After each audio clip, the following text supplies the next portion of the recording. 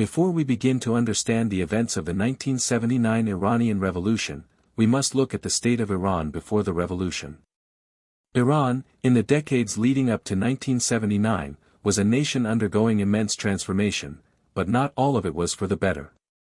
The ruling monarch, the Shah, had positioned himself as a modernizer and a forward-thinking leader in the eyes of the West.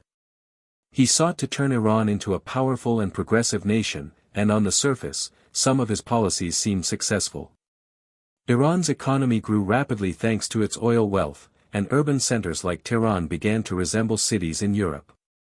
New highways, skyscrapers, and shopping malls appeared. Western businesses were welcomed. Western culture seeped into the daily lives of Iranians. Iran, it seemed, was charging into the future. But beneath this shiny surface, something was deeply wrong. The Shah's modernization project, known as the White Revolution, brought with it not just changes in industry and infrastructure but also major disruptions to traditional Iranian life. Land reforms aimed at redistributing agricultural property ended up failing many rural farmers, leaving them impoverished and disconnected from their heritage. Millions left their villages and moved to overcrowded cities, where they found themselves jobless, marginalized, and alienated. These people, who made up a growing portion of the population, felt left behind by the promises of progress. In addition to economic dislocation, the Shah's policies eroded Iran's Islamic and cultural identity. Traditional religious institutions were sidelined. The calendar was changed from Islamic to imperial dates. Women were encouraged to abandon the hijab. The call to prayer was drowned out by the sounds of nightclubs and imported music. Television shows promoted Western lifestyles that clashed with Iranian values. For many, this was not progress, it was a loss of self. Political repression further intensified these grievances. The Shah ruled as an authoritarian monarch. His secret police force, Savak, monitored, silenced, and brutalized anyone who dared to speak out. Writers, students, scholars, clerics, and even ordinary citizens lived in fear of surveillance and arrest. The parliament was nothing more than a formality, real political power resided solely in the Shah's hands. There were no meaningful elections, no freedom of the press, and no space for dissent. The people's voices were not only ignored, they were actively crushed. Foreign interference added another layer to the growing resentment. Most Iranians still remembered the events of 1953, when a UDAS and British-backed coup overthrew the democratically elected Prime Minister, Mohammad Mossadegh, and reinstalled the Shah. This was a wound that had never healed. To many, the Shah was not a true representative of the Iranian people, but a puppet of foreign powers who ruled in their interest, not ours. As American advisors, weapons, and corporations flooded the country, the feeling that Iran had lost its independence deepened. What good is economic growth, they asked, if the soul of the nation is sold? Amidst all this discontent, a quiet fire was building in the hearts of the people. It began in the mosques, in whispered conversations, in late-night gatherings, in the minds of students and workers and mothers. That fire was the longing for justice, for dignity, and for a return to truth.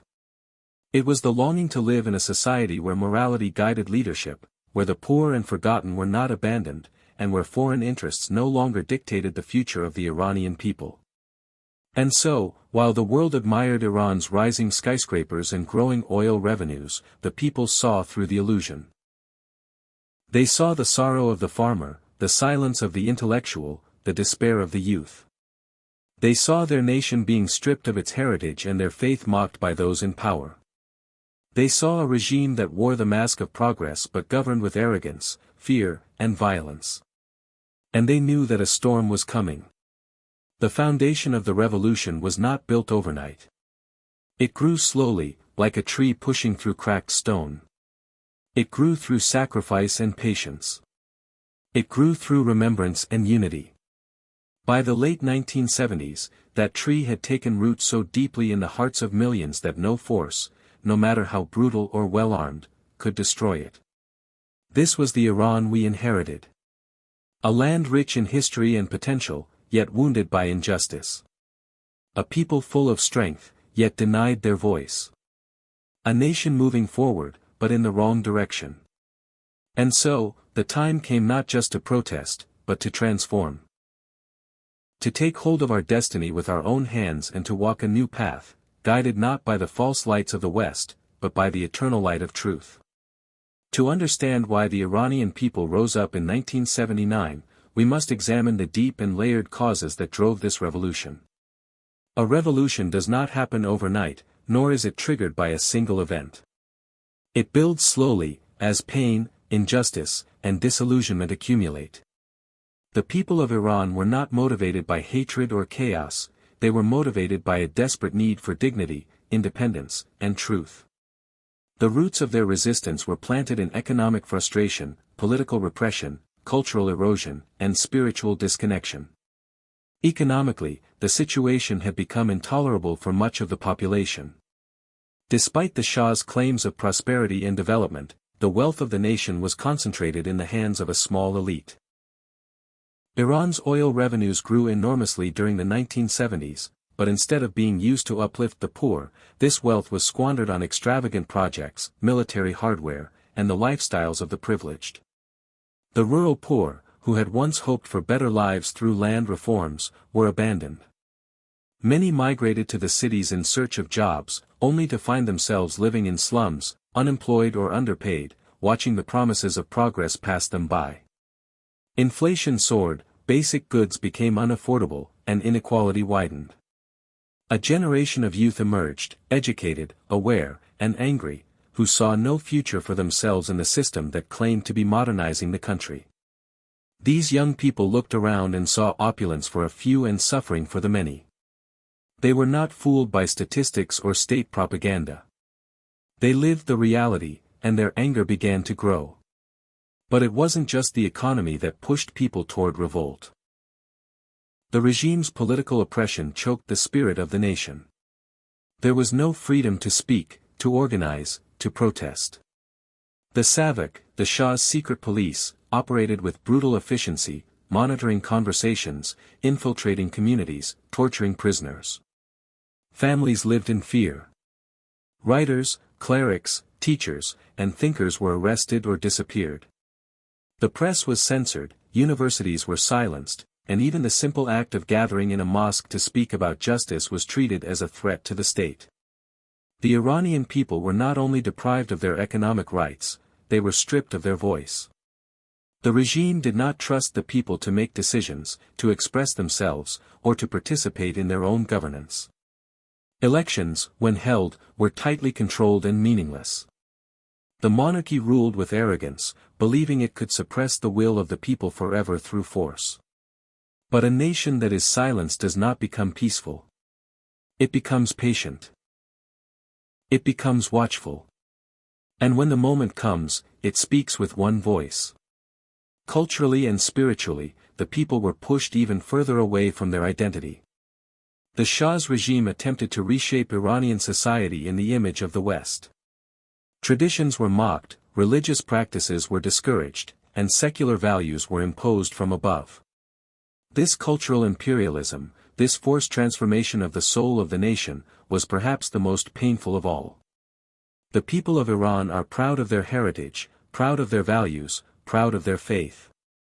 To be told that their way of life was backward or inferior was not only offensive, it was a lie. A society cannot be reformed by erasing its roots. And it was here, in this space of spiritual disconnection, that a new consciousness began to emerge. The people began to realize that the system ruling them was not only corrupt, it was empty. It had no moral foundation, no connection to justice, no care for the poor or the weak.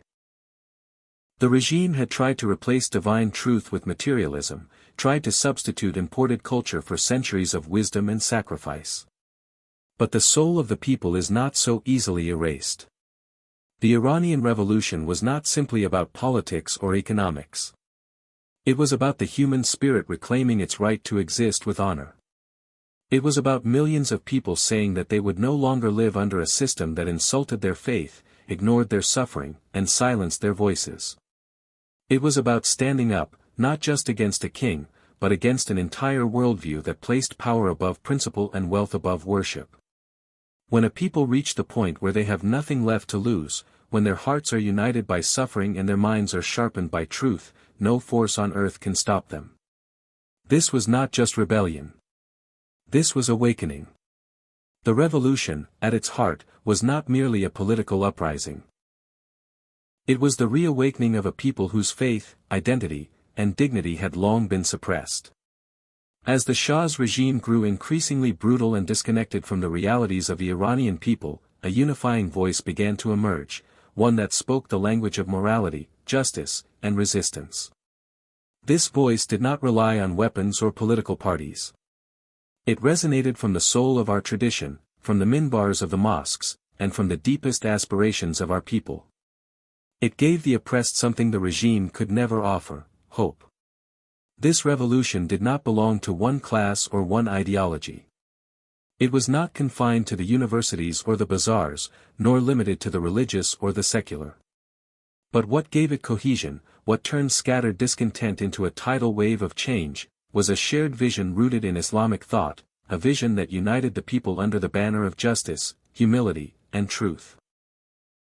It was in this vision that the Islamic values of self-sacrifice, martyrdom, and collective responsibility were awakened once again, after years of dormancy under a regime that feared the power of true faith. While others tried to paint this revolution as political maneuvering or class warfare, the truth was simpler and far more powerful: it was a return to divine principles. It was a rejection of corruption, arrogance, and foreign domination in favor of a system grounded in morality, service, and accountability. It was about restoring the voice of the voiceless, giving dignity to the forgotten, and lifting the heavy burden of tyranny from the shoulders of the people. In this movement, mosques became more than places of worship, they became centers of resistance. Sermons became calls to action.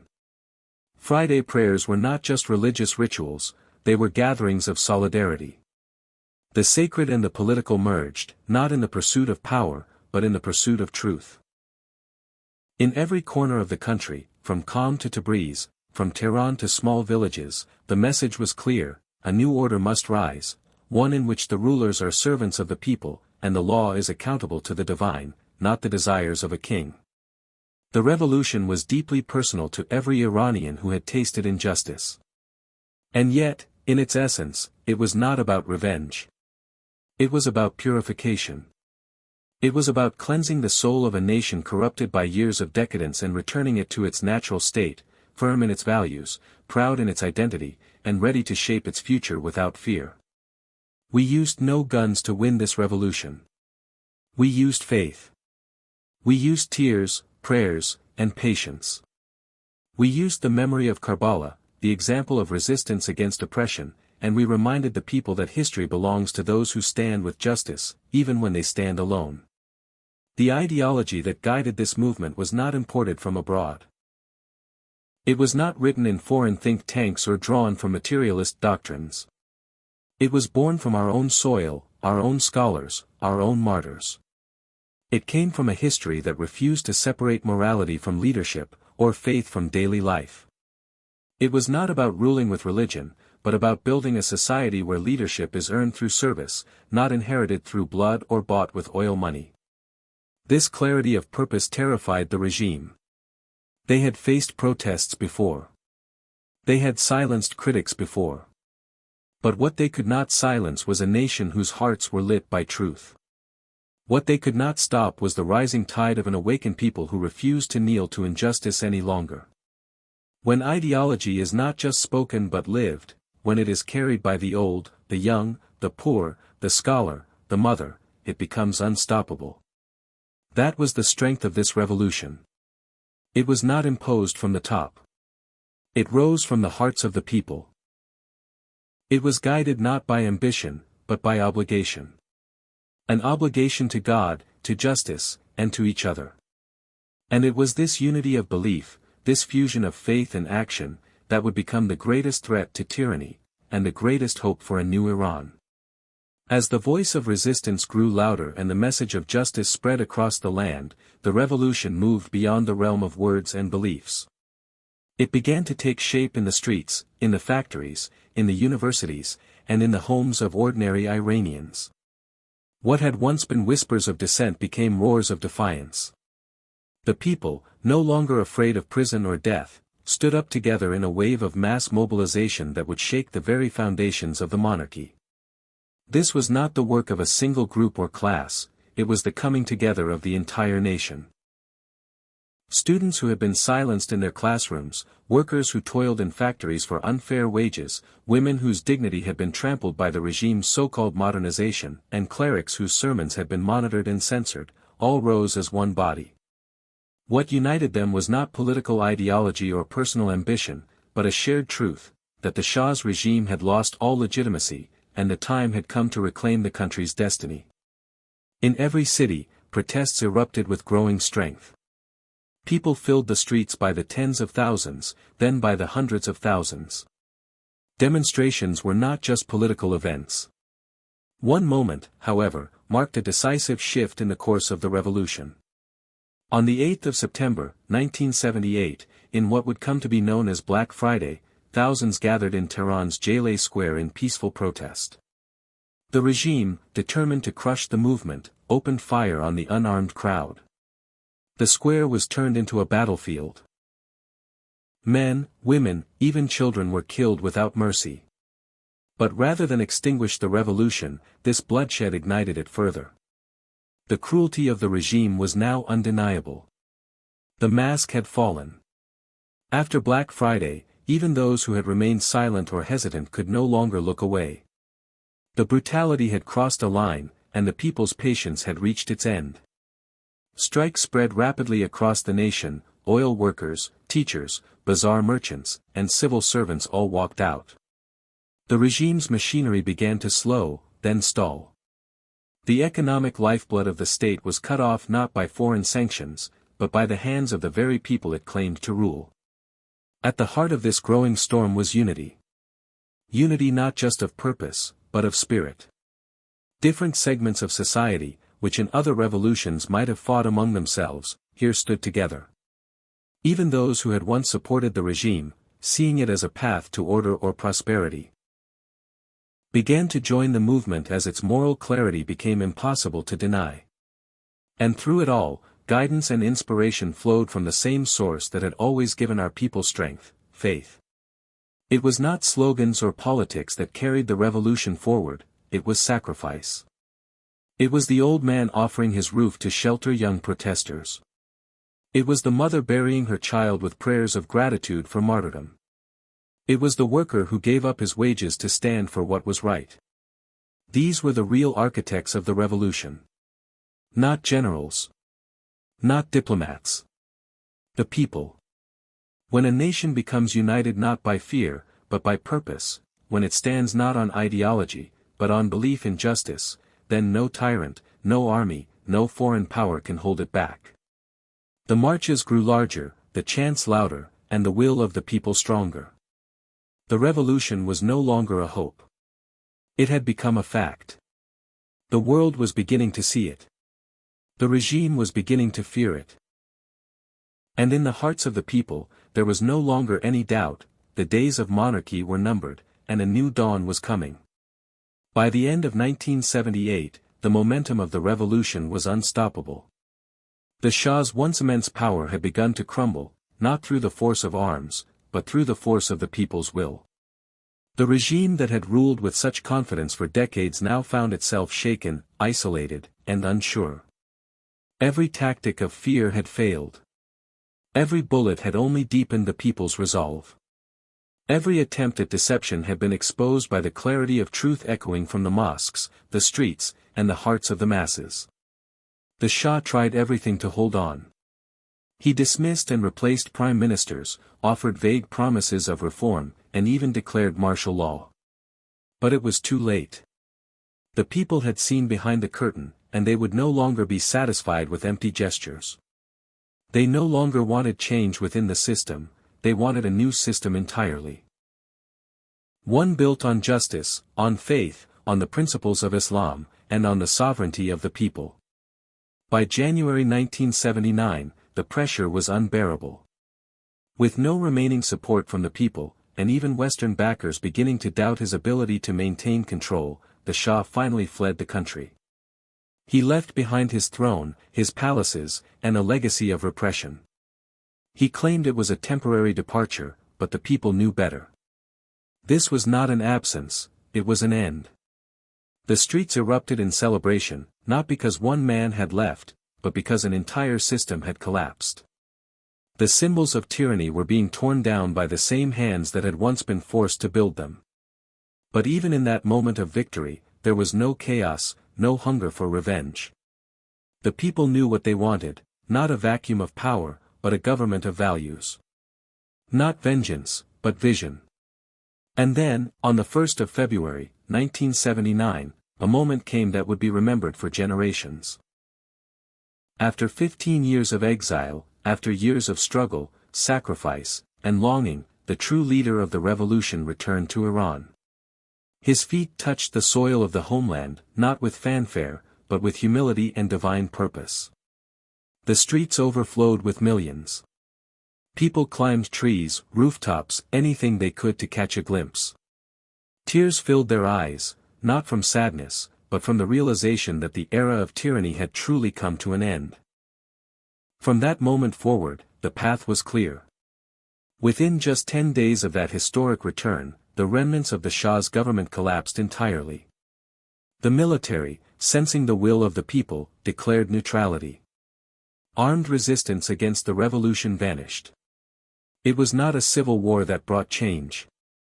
It was unity, perseverance, and the moral power of the people. In less than 2 weeks, the revolution moved from symbolic victory to real authority. What followed was not a seizure of power for personal gain, it was the construction of a new system. A system rooted in our values, one that placed divine justice above worldly power. The people were not excluded from this process, they were at the center of it. A national referendum was held. The question was simple, and the answer resounding, yes. Yes to an Islamic republic. Yes to independence, to dignity, to a future where the rulers serve the ruled, and not the other way around. With the overwhelming support of the people, a new government was born, one founded not on wealth or lineage, but on responsibility to God and the people. The foundations of the Islamic Republic were laid with consultation, with prayer, and with care. It was not perfection, but it was pure in intention. It sought to bring together the ethical teachings of Islam with the practical demands of governance. It sought to ensure that never again would a tyrant rule over this land with the support of foreign powers and the silence of the oppressed. This was not simply a transfer of authority, it was a transformation of identity. The Iranian people had stood up and said, "We will define ourselves. We will not bow to the East or the West. We will not trade our faith for comfort, nor our independence for imitation. We will walk a path that is ours, shaped by our history, guided by our beliefs, and carried forward by our youth." And so, with the fall of the monarchy and the rise of the Islamic Republic, the revolution reached its decisive moment, not in violence, but in victory, not in destruction, but in rebirth. The success of the revolution was never meant to be measured by the fall of a throne or the departure of a ruler. Those were necessary moments, yes, but they were not the destination. The true success would be found in what came after, in whether we could remain true to the values that had brought us together. The revolution was not just a turning point in Iran's political history, it was a spiritual rebirth, a test of whether a nation could rise from oppression and stay grounded in truth, justice, and independence, no matter the challenges ahead. The aftermath of the revolution was not easy. There were enemies within and enemies beyond our borders. The same powers that once supported the Shah did not simply accept defeat. They feared what this revolution represented. Not just for Iran, but for the entire world. They feared that oppressed nations might look to our example and realize they, too, could stand up, reclaim their dignity, and build systems rooted in their own culture and faith. And so, pressure mounted. The imposed war, the economic sanctions, the media distortions, none of these were accidents. They were the reaction of a world order that could not tolerate a nation that chose to be independent, to walk its own path. They wanted to see us fail. They wanted to see the revolution collapse under its own weight. But instead, the Iranian people stood firm. Through hardship, they did not abandon the path of the revolution, they embraced it more deeply. Because at its core, this movement was not about temporary change. It was about building a lasting foundation. A society where power is held with accountability, where leaders are servants of the people, where the dignity of the poor is protected, and where Islam is not confined to prayer mats but alive in governance, economy, education, and justice. That was the promise of the revolution, that the spirit of sacrifice, the memory of martyrs, and the cries for justice would not be forgotten the moment power changed hands. The true guardians of the revolution were never its slogans or institutions, they were the people. The same people who had risked their lives to bring it into existence were now its caretakers, its witnesses, and its protectors. Even today, the revolution is not frozen in 1979. It is living. It is evolving. It breathes through every act of resistance against corruption, through every effort to lift the oppressed, through every moment we choose to walk the harder path in order to stay true to our principles. The enemies of this revolution still work to divide us, to weaken our resolve, to make us forget the reasons we rose up in the first place. But we must remember. We must remember that the revolution was not about replacing one ruler with another. It was about making sure no ruler would ever again act above the people, beyond the law, or outside the bounds of justice. It was about awakening the conscience of a nation that had slept too long beneath the weight of tyranny. And so, every generation has a responsibility. Not just to honor the past, but to preserve its meaning. To carry the torch not as a symbol of victory, but as a living flame that lights the path forward. To ensure that our children, and their children, never have to fight the same battle again, not because history has forgotten it, but because we have fulfilled its purpose. This revolution belongs to no one person, no one class, no one moment. It belongs to all of us. It is our duty to protect it. Not with weapons, but with integrity. Not with anger, but with vision. Not with slogans, but with action. And if we do that, if we continue to live by the values that gave birth to this revolution, then no force on earth can turn us back.